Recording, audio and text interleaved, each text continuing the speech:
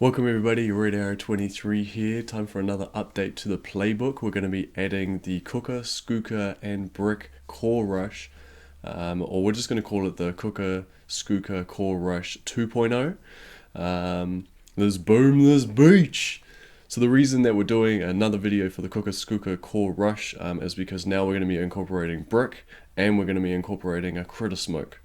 So let's have a look at the attack all the way through and see what it looks like.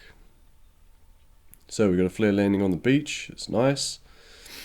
All the Zookas all nice and grouped up. I like it. This is 2-touch and we're in Angry G vibe for this one. There's currently no shock mine, but that's okay. And you're going to see that Brick is slightly behind and she does get killed. So then we move the Zookas over, there we go, critters into the critter smoke, bang bang bang. And it's simple as that. And he gets it on the barrage. Nice. So nice work, 2-touch. You'll see that Brick did unfortunately not make it off the beach, but we're going to talk about that right now. And that is all good. So let's break it down a little bit. So first of all, looking at it, we want to make sure the shields are down. So the shields are all down. I've seen a couple of people rush the core with the shields on, which is great for a training task force because there'll be heaps of health on the core and you can just get in there and everybody practice the moves. But if you're doing it for real, then you obviously want to wait until the shields are down. Sometimes a shock mine just under this regular mine and boom mine, around about here, just on the 3 o'clock of the core, or just above 3 o'clock on the core. And that's great to save yourself the GBE for the shock on the scorcher. If you can do that, if you can clear, so you need to clear out these mines. I probably do a barrage sort of just above this laser beam to get the majority of the mines, and then use a couple of artillery for the mines over on the right that need to go. So this one doesn't need to go, for example. So we do have a boom cannon on the beach, which is unfortunate. Usually we would want to be getting that in the attack previous, but it's not critical, so we can leave it there for the rush. It just makes, this is sort of took an extra step that meant that Brick died in this one. So we're going to start off with a flare landing, pretty standard. You probably, well, I like to flare further. So if you imagine a perfect 45-degree angle from his gather point, which is just at the 6 o'clock of that mortar, well, that's where I would do it. So he's done it just short of that. So he's done his flare past that, so that when he flares up, none of the Zookas are gonna, or when they reach they're not gonna reach the flare, so they're not gonna sort of spread weird. If you know where they're going to spread, then you might be able to use it to your advantage, get them a little bit tighter, but I like to flare a little bit further and then flare up. As soon as we flared up, we can drop our scorcher, and then with the hero deployment, all you're looking at is Brick is the same speed as a scorcher. The scorcher is going to overtake the Zookas and get ahead. We'll see it when we get closer to the core. But Brick is the same speed as the Scorcher, so you want to have the same, about this much gap between them, maybe a little bit less, which is sort of, I don't know, maybe 2 defenses of distance, and that's just going to be based on time. So you launch your Scorcher, count like 1 banana or something, and then launch your Brick. I would have launched her either in the same spot as the Scorchers if there was no boom cannon. Because there is a boom cannon, I would have liked to have seen 2-touch launch her on the closer side, so to the left of this boat, just with a flag, sort of, yeah, perfectly to the left of that Scorcher boat. But that's okay, we can live with it. So then as we're moving up, you can probably wait until the Zookas get, till your troops get a little bit closer to the flare, but you want to make sure that you flare your next flare before they get to that point, because if they get to that point, they're all going to spread out. If Brick was on the other side, then obviously we'll be picking, the boom cannon will be picking off Zookas. If there is that boom cannon there, you might even want to smoke early, because you don't want the boom cannon to hit your scorcher. I mean, that was pretty close. It hit a Zuka, but it could have just as easily hit a scorcher here. So I probably would have smoked a bit earlier. Might have saved Brick as well, but that's all good. We could have launched on the other side. So let's look at this flare point. He's got a flare point right on the right hand side of the core, just under this mine here. I actually prefer a flare on this mine. I know some people will prefer a flare on this wall, where the wall sort of intersects with the line there. But either way, you want all your troops to be walking fairly predictably through these mortars, laser, and you want the scorcher to end up at the 3 o'clock. If that shock mine's there, you want the scorcher to be hitting it. If it's not there, you want the scorcher to be in that position for your core rush and in a good position so that you can shock. You don't want to have the scorcher too low and not get enough separation from the scorcher and Zukas. So here we go, flaring on up. And you want to be nice and conservative with sort of those last 3 smokes.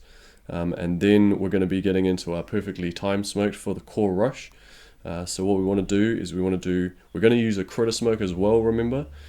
So we're going to be doing the scorcher smoke first, then we're going to be waiting, and then we're going to go critter Zuka smoke. So it's going to be tap, tap, tap. That's about the timing that I would use. It's going to be tap, tap, tap. So let's see how Zuka does it. Let's see how 2Touch does it. Remember, he's got to shock the scorcher as well. You've got to practice going through this last stage because there's a lot of things to do. So he's already flared there. He's done his last 2 smokes. So it's going to be smoke, smoke, and then he's going to have to do a shock, and then he's going to have to go. So he's going to have to go smoke, smoke, smoke, shock, reflare, flare the core, activate Brick if you've got her, and then throw your critters into your critter smoke, and then do your shocks. So there's a lot of taps going on, and you've got to do them all inside this 13-second smoke. So here we go. He throws tap, tap, tap. So it's a little bit further apart, which is fine. Shock the scorcher, reflare down, activate Brick, flare the core, throw critters into that smoke. So all of that happens really fast. And you can see that some of these Zukas might spread out. I think he's actually safe. If you do have any Zukas peek out the side, it's just because that flare wasn't quite far across enough, but that's fine. If you do have Zukas peek out of that right hand side, you can use an artillery to take them out. Because if you do peek and the lasers don't target your scorcher first, even if they kill it before time, the lasers are going to then retarget onto the next Zuka. So just be really cognizant of that. If your Zukas do peak, you probably want to art them before they peak or as they peak, so that when the scorcher then appears, the laser is going to target onto them, rather than Zuka appearing, laser fires and kills it. It's got a little bit of a delay as it sort of reloads or cools down before its next shot. If when it's ready for that next shot there's a Zuka available, it's going to be targeting that, and then it'll just roast them all. So make sure you get that right. Yeah, the smoke timers you can see there. I would have liked the critter smoke and the Zuka smoke to be a little bit closer together time-wise. So scorcher, critter, Zuka. So 1, 2, 3. But that's fine. Want to make sure there's enough separation in time between the scorcher smoke and the other 2 smokes, because you need them to target the scorcher first. If you do all these smokes too quick, if you go like smoke, smoke, smoke, then everything's going to peak at the same time and the laser's just going to pick the closest target. With your critter smoke placement now, you can sort of place it anywhere as low as where he has on this mortar, or a little bit higher, sort of by these lasers.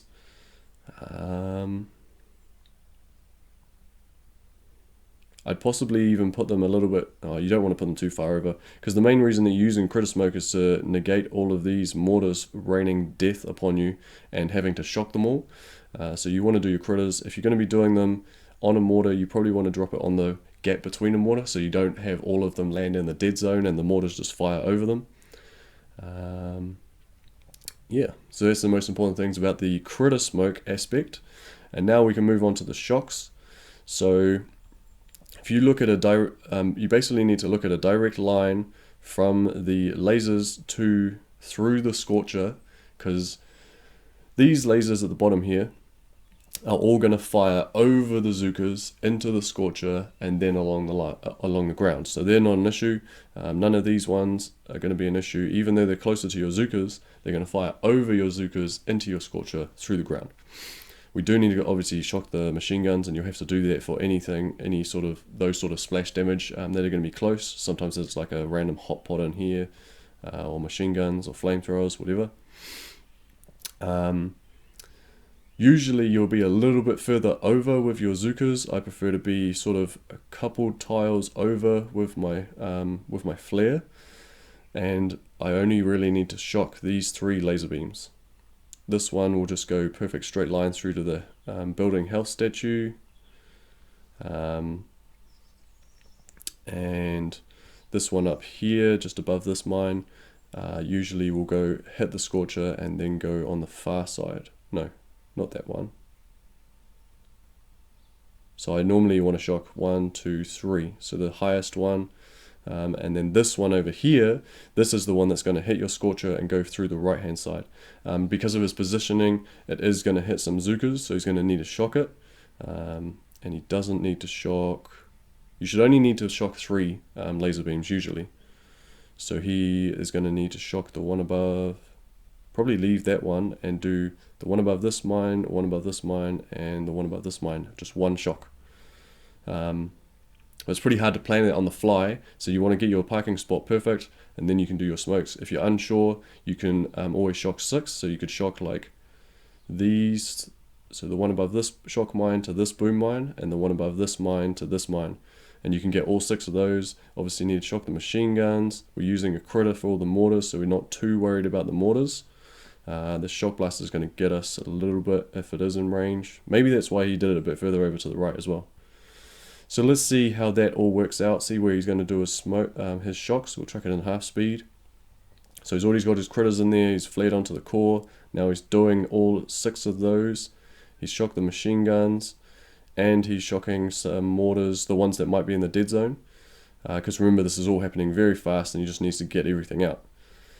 There we go. Look at the damage he's doing. All those mortars fired into the critters. He's going to throw another critters. These mortars have all already targeted the Zookas, which is fine. So if he was early with the critters, that might have saved him, but not too worried about that. And then after the shocks expire, you can see how these ones up here, as soon as they fired through that scorcher into the Zookas, they're all dead. So there we go, and he gets lucky on the miracle barrage and gets it down. Remember, if he had brick, he would have done way more damage, and he would have got it down a little bit easier. Or way easier. So let's have another look. One thing I didn't mention was the spacing. So let's have a look at that now. There's a lot to talk about in this video, so sorry it's a little bit longer than usual, but there's a lot of different aspects. The timing of everything in the last bit is just crazy. So here we go, flare landing. I'm going to flare up. I usually like to do it in the middle of this, the shield generator that's under this mortar. And then as soon as you flared up, that's when you're dropping your scorcher, so that's the timing on that. And then you sort of want to wait just until they're about this far apart, but you want to drop brick on basically in the same spot as the scorcher. If there's no boom cannon, you don't have to worry about it. If there is, then you have to consider which side you want in to launch on. And you probably want to smoke a bit lower.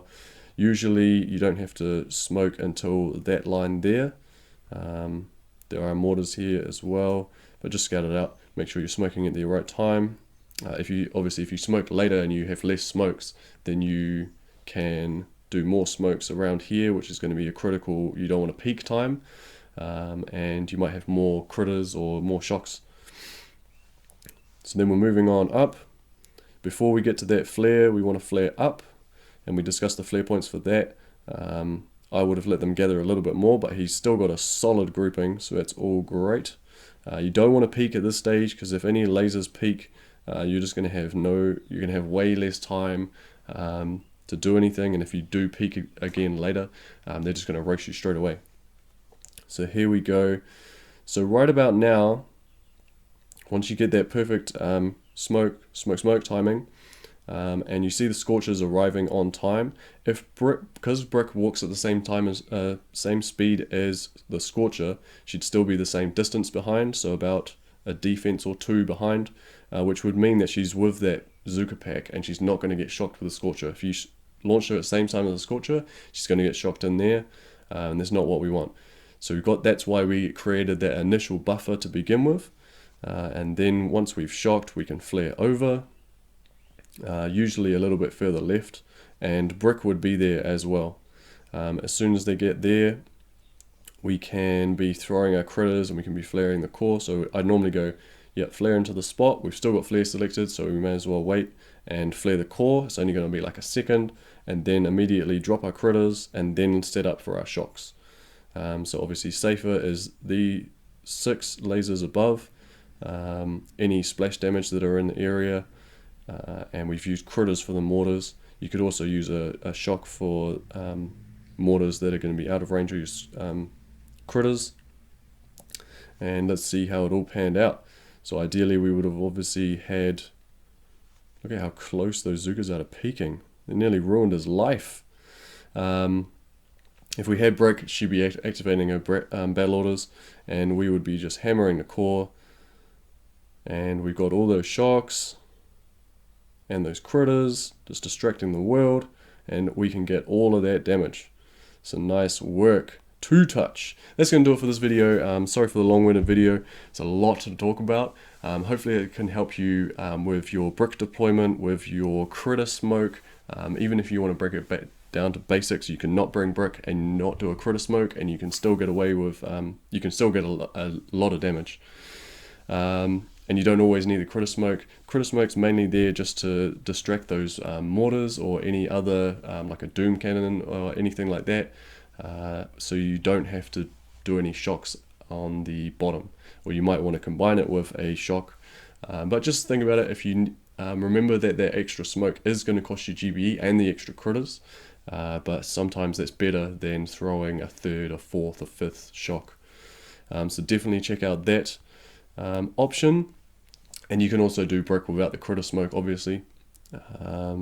So that'll do. Give us a comment down below if you take out Cooker any differently with the core rush, and give us a thumbs up and like the video, thumbs down if you didn't, and subscribe for more Boom Beach.